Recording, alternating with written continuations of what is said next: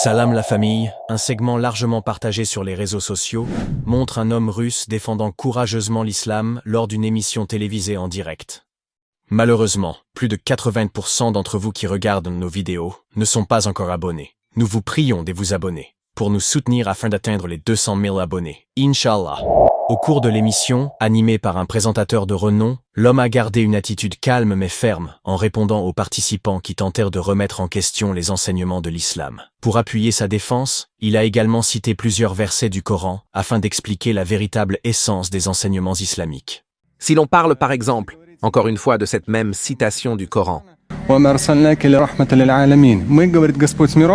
le Coran dit « Nous, dit le Seigneur des mondes, ne t'avons-nous pas envoyé en s'adressant directement à Muhammad comme une miséricorde divine pour les mondes ?» Autrement dit, aujourd'hui, à peine 1/1000, voire 1/10 000 des musulmans se retrouvent impliqués dans ce qu'on appelle le terrorisme international.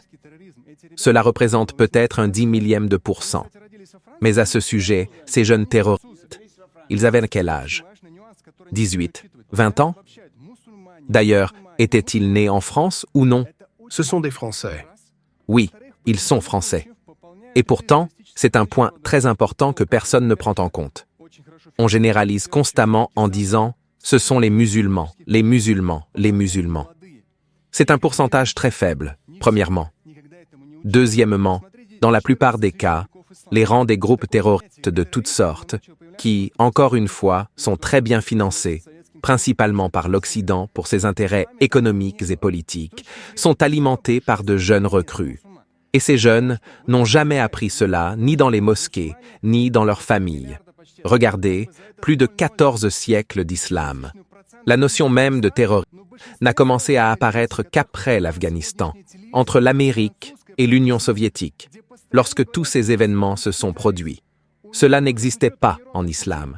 Du point de vue religieux, la plus grande offense pour les musulmans, c'est que toute cette saleté, peut-être, oui, qu'elle implique des musulmans, mais 1,5 milliard de musulmans sont ainsi rendus responsables de ce 0,0001% de leur communauté. Or, dans la plupart des cas, ce sont des personnes éduquées par la télévision d'aujourd'hui, y compris française, où l'on répétait sans cesse « terrorisme islamique ». Leurs réseaux neuronaux ont été conditionnés à associer cela spécifiquement à l'islam, comme si c'était une partie intégrante de notre religion. Mais je vous le dis, j'ai moi-même 41 ans, je suis de nationalité tatare. Je pratique la religion depuis 27 ans. J'ai communiqué en différentes langues avec des personnes de cultures variées. En islam, la notion de terrorisme n'existe pas. Dans le Coran, il est clairement dit que celui qui tue une personne, quelle que soit sa nationalité, c'est comme s'il avait tué toute l'humanité aux yeux de Dieu. Personne en France n'a cité cela à la télévision. Et si cela a été dit, c'était toujours en parlant de terrorisme islamique. Pourtant, des paroles de ce genre ont aussi été prononcées par le prophète Muhammad lui-même. Un croyant, c'est quelqu'un auprès de qui les autres, quelle que soit leur nationalité ou leur confession, se sentent en sécurité. Autrefois, les musulmans inspiraient naturellement un sentiment de sécurité.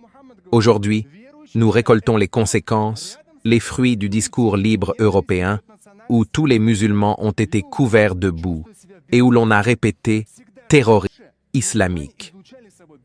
Il semble que la Russie, Dieu merci, ne soit pas encore à la traîne par rapport au reste de l'Europe.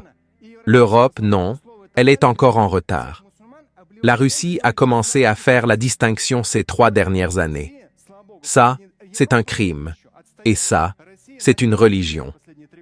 D'un point de vue religieux, encore une fois, soulignons-le. C'est exactement ce que dit le Coran. Mais jamais, nulle part en France, cela n'a été cité pour éduquer ses citoyens musulmans. Dans le Coran, il est clairement dit « Aidez-vous les uns les autres dans les bonnes œuvres et dans la piété envers Dieu ». La piété, c'est la crainte respectueuse de Dieu, c'est agir correctement et avec bienveillance. Et nous avons dit clairement « Soyez justes ». Mais juste, non pas du point de vue du crime, mais du point de vue de la vertu. Et ensuite, vient un autre verset.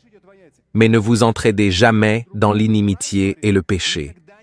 Dans l'inimitié et le péché, ne vous entraidez jamais. Avez-vous entendu cela à la télévision ou dans les médias européens? Certainement pas. Le discours cohérent de cet homme pendant l'émission russe, cela met parfaitement en évidence l'hypocrisie dans la manière dont le terrorisme islamique est présenté.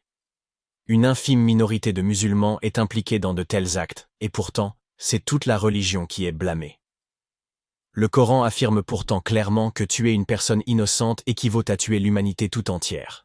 C'est pourquoi nous avons prescrit pour les enfants d'Israël que quiconque tuerait une personne non coupable d'un meurtre ou d'une corruption sur la terre, c'est comme s'il avait tué tous les hommes. Et quiconque lui fait don de la vie, c'est comme s'il faisait don de la vie à tous les hommes. En effet, nos messagers sont venus à eux avec les preuves, et puis voilà qu'en dépit de cela, beaucoup d'entre eux se mettent à commettre des excès sur la terre. Il est fondamental de comprendre que si une personne commet un crime au nom de l'islam, ce n'est pas l'islam qui l'y incite. Une religion ne peut être tenue responsable des actes de quelques individus qui en déforment le message. L'islam n'est pas une religion antagoniste, ni une idéologie de haine. C'est une foi qui prêche la paix, la justice et le respect mutuel. Les musulmans sont aujourd'hui près de 2 milliards dans le monde, et l'immense majorité vit en paix avec leurs voisins, quelle que soit leur croyance ou origine. Si l'islam était véritablement une religion qui appelait à la violence, il serait tout simplement impossible de coexister avec tant de millions de musulmans dans le monde. Les préjugés contre l'islam viennent en grande partie d'une ignorance volontairement entretenue par certains médias et discours politiques. On présente systématiquement l'islam comme une menace, alors que dans les faits, la majorité des musulmans condamnent fermement toute forme de violence et de terrorisme. Cette déformation de la réalité a des conséquences graves. Elle renforce l'islamophobie, marginalise les musulmans et alimente un climat de méfiance qui ne profite à personne. Le prophète Muhammad, paix et bénédiction sur lui, a clairement dit qu'un musulman est celui dont la langue et la main ne causent aucun tort aux autres, quelle que soit leur nationalité ou leur origine. L'islam enseigne le respect de la vie, la bienveillance et l'entraide. Malheureusement, ces valeurs sont souvent occultées dans le discours dominant, au profit d'une narration biaisée qui associe systématiquement l'islam à la violence. Nous devons donc rétablir la vérité et rappeler que l'islam est avant tout une religion de paix et de justice. Les musulmans du monde entier aspirent à une vie digne, à l'éducation, à la prospérité, comme n'importe quel autre peuple. Si la violence était un précepte islamique, il n'y aurait pas aujourd'hui des millions de musulmans intègres qui vivent en harmonie avec leurs voisins de toute confession. Il a ensuite conclu avec un verset puissant du Coran.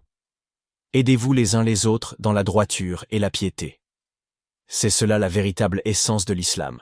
S'unir pour le bien et non pour le mal. Pourtant, le monde continue de déformer la réalité. Il est temps de remettre en question ces stéréotypes injustes et de reconnaître que l'islam, comme toutes les grandes religions, est un appel à la paix, à l'amour et à la justice.